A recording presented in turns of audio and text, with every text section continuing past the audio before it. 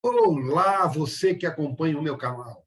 Antes da nossa entrevista de hoje, eu quero primeiro te agradecer por estar sempre aqui acompanhando o TV Saudade Entrevista.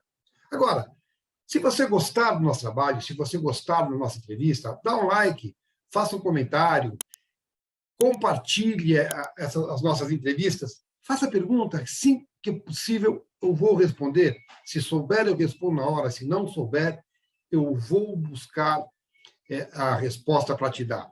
E também se inscreva, porque se inscrevendo, você ajuda o canal a crescer, você ajuda a trazer melhor conteúdo para você e mais.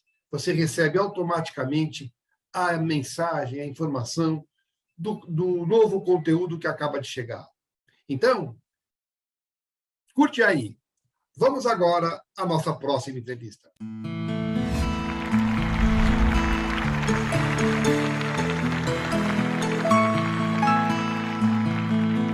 Olá, o TV Saudades de hoje tem a grata satisfação de receber um ator brasileiro com uma carreira bastante sólida aí, há algum tempo já está no ar, e, na verdade, ele nem foi convidado, ele foi intimado por alguns amigos a participar dessa entrevista com a gente.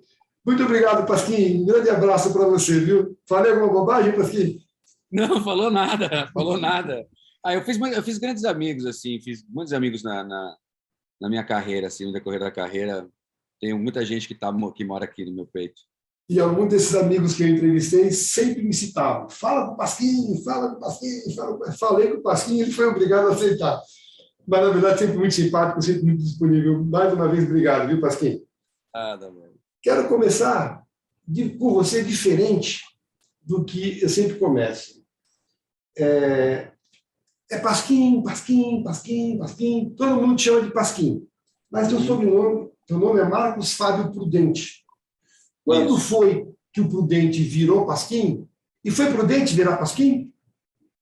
Cara, foi prudente virar Pasquim. Na realidade, o Pasquim surgiu por causa do jornal Pasquim.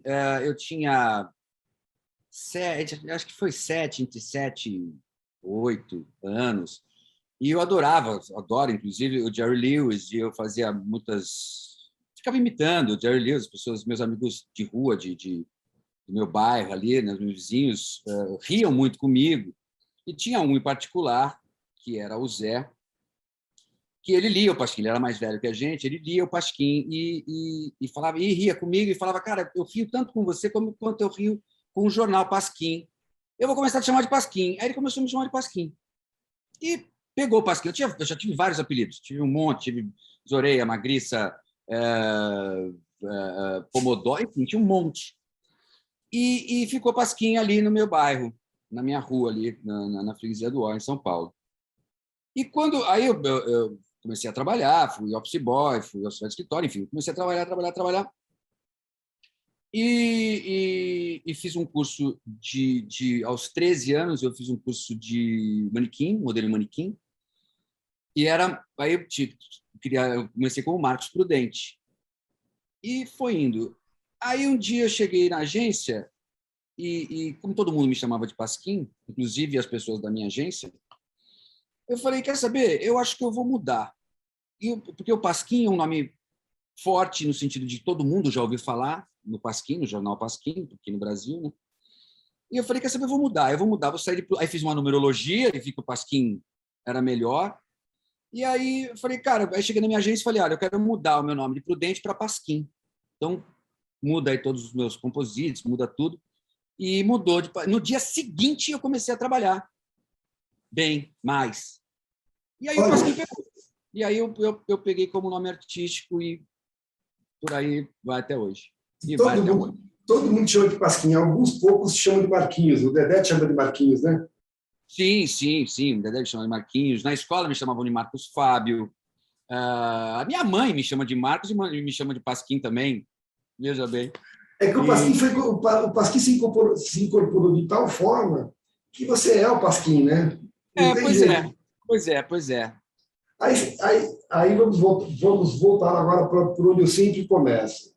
Quando é que o Marquinhos, criança, descobriu a arte? Eu vi que você fez parte de um grupo de Você tinha Uma boy band. Você cantava? Eu cantei, cantava e dançava numa boy band. Quando eu tinha 14, de 14 para 15 anos, eu tinha acabado de sair do meu primeiro emprego e estava sem emprego, estava desempregado, e eu frequentava uma discoteca em São Paulo, ali perto da Pompeia, e gostava de dançar. Eu dançava funk, enfim, dançava na boate, dançava. E um amigo meu conhecia o dono, né? O dono, seria o dono, o Gerson, que era o dono dessa boy band, e pintou uma vaga, porque um dos componentes veio a falecer. E aí ele falou de mim, que já ele era meu amigo, falou, cara, tem um amigo meu que dança lá que dança, como todos nós dançávamos, enfim, em boate, né? Hoje em dia ninguém mais, as danças só estão dança de TikTok, né? A gente fazia aqueles passinhos que aqui no Rio de Janeiro é meio funk melody, sabe? Aqui e a gente fazia isso naquela época. Aí ele veio, me convidou para fazer essa banda, e eu falei, quer saber, eu não estou fazendo nada mesmo, vamos embora. E aí eu fui fazer dança, eu fiz jazz, fiz balé, fiz aula de canto. E aí eu entrei, fiquei um ano nessa banda, chamava Explosão, a banda, e era uma banda menudal, assim, a gente imitava meio que o Menu. Tínhamos as nossas músicas próprias, mas a gente fazia mais cover de outras bandas. E dançávamos e cantávamos como o Menudo. E foi isso. Aí, daí para frente, foi aí que eu vi, porque eu tive a oportunidade de ter contato com o público, que a gente fazia um relativo sucesso. Na época era gente, o Dominó, o Tremendo. Isso foi antes ou depois de modelar? Isso foi, assim, de modelar. Eu comecei a modelar, assim, eu fiz um curso de modelo manequim aos 13. Então, eu desfilava aos 13, aos 14, né?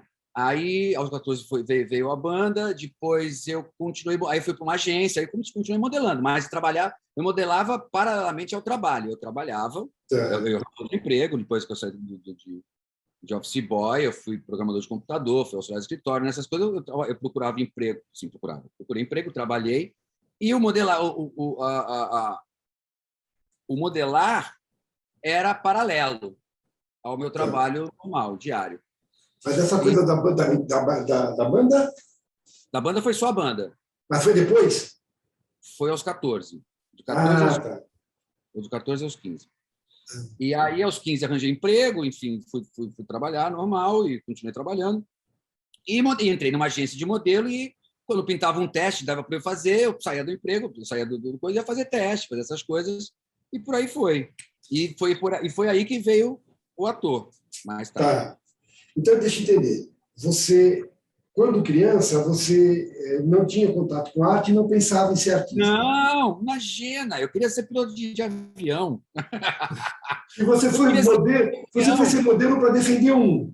Exato, para ter um extra, entendeu? Eu ganhava meu dinheirinho ali e tal, e tudo que pintava eu gostava de desfilar, eu gostava dessas coisas, achava bacana.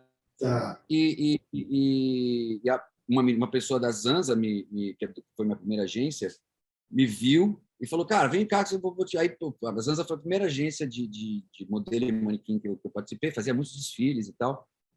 E por aí foi, não parei mais. E a partir da banda, então, é que você começou a ter contato com a arte e resolveu que seria teu caminho? Ou também era mais folia mesmo? Não, assim, eu resolvi ser ator quando eu já estava fazendo teatro. Eu já estava fazendo a minha primeira peça, que foi Blue Jeans. Quando eu comecei a fazer a peça, porque assim, daí é uma longa história, né? Você tem tempo? Tem. Como é que é o caminho? Como é que você chegou no Blue Jeans, então? Antes de decidir ser ator? Eu peguei, então, eu era modelo e manequim, paralelamente. Aí, quando veio, minha última empresa que eu trabalhei foi a Lalecla, que eu era operador de computador, eu entrava às 6 da manhã e saía às 3 da tarde. E então, das 3 da tarde em diante, eu podia modelar.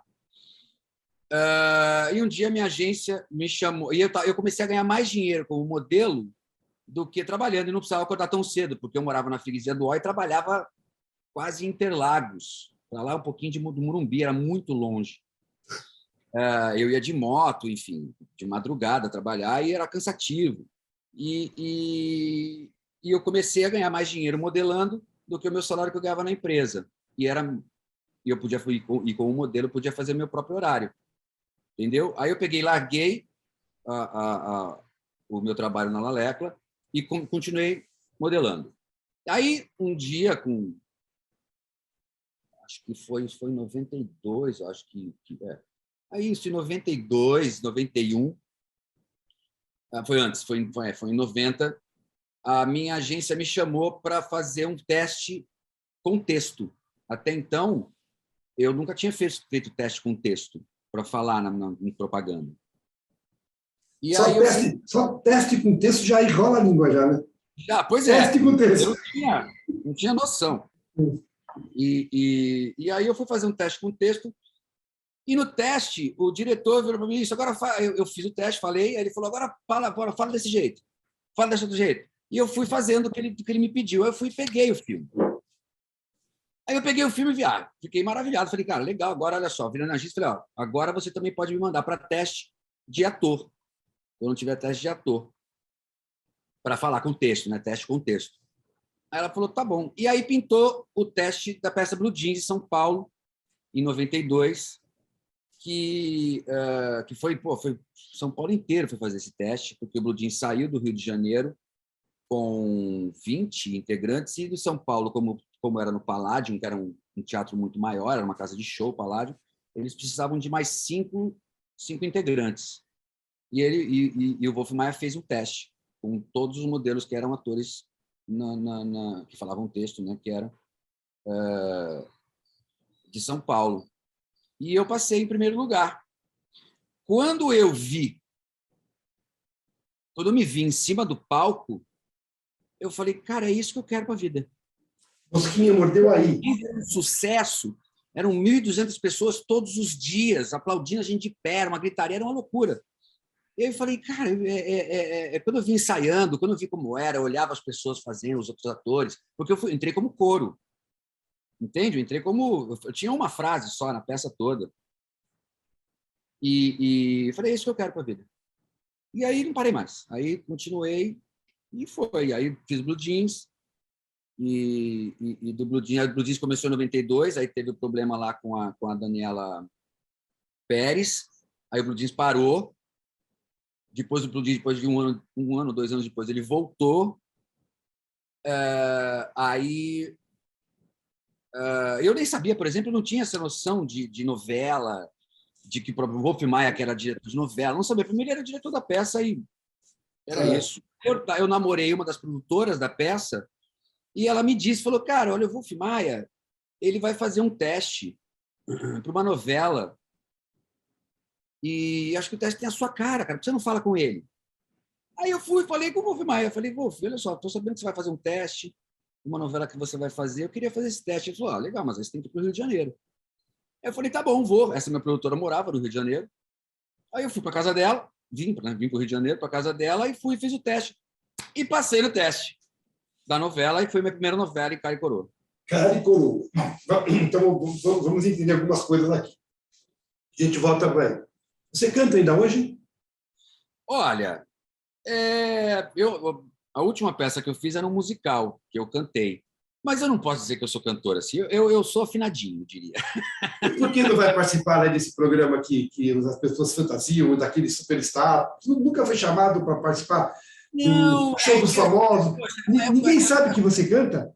Aí é que tá, sabem, não é que eu canto, eu não canto, eu sou afinadinho. Mas eu acho que eu não tô preparado para entrar num programa e ser julgado por uma coisa que eu sei que eu não sou. Como é que eu vou te explicar?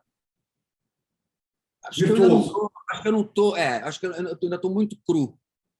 Entendeu? Apesar de que eu quero fazer canto, eu já fiz canto, mas eu já fiz outras aulas de canto. Em Chiquititas, por exemplo, eu fiz aula de canto para cantar lá com a Flavinha Monteiro.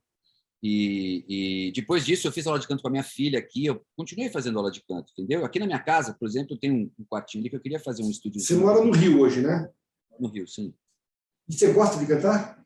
Eu gosto, acho legal. Foi uma das maiores emoções que eu senti na minha vida, na minha carreira de ator, foi cantando em Blue Jeans. Porque, assim, a peça veio, E as pessoas iam saindo para fazer novela. Aí saiu Nelson Freitas, que é um grande amigo meu, ele cantava no Blue Jeans. E quando ele saiu, o próprio Wolf Maia, não foi o Wolf, mas foi um professor, ele colocou um professor para fazer um teste com todos os integrantes para saber quem poderia cantar no lugar do Nelson. E eu fiz o teste e passei para cantar. Então, no último dia, no último final de semana, assim, quando o Nelson saiu, eu é que cantei. E aí eu fui aplaudido. Aí eu, falei, cara, que demais. Foi uma emoção muito grande. Então, a sua formação de ator é prática mesmo? Ou depois você buscou... Não. Depois, quando eu comecei a fazer Cara e Coroa, era muito diferente, né? Quando você chega... Ou seja, tinha feito teatro, estava fazendo teatro. A linguagem, você estranhou a linguagem? Completamente. E de modelo também, né? Quando você faz uma propaganda, você trabalha com uma câmera, o cara vai, grava 50 vezes aquele negócio para sair uma boa. E novela não é assim. Então, eu cheguei em novela completamente sem saber o que fazer, porque eu chegava, tinham 4 câmeras, trabalhando com só fera, que era, sabe, Nossa Senhora, Mauro Mendonça. Cara e Coroa é a novela do Felipe Fogosi e do Nico Puig? Não. Cara e Coroa foi da Cristiane Torlone, que ela fazia 2 personagens, uma as irmãs gêmeas, tá. Fernanda eu lembro. Isso, exatamente. E Luiz Melo também foi a primeira novela dele. Enfim, tem uma galera aí. Então, aí você estreou e você foi buscar formação no Aí, próprio... quando eu estreiei, eu peguei e fui fazer cal. Aí eu fui estudar. Tá. Aí eu fiz cal. Entendeu? E aí, enfim, aí eu fiz a cal e aí fui sabendo, fui fazendo.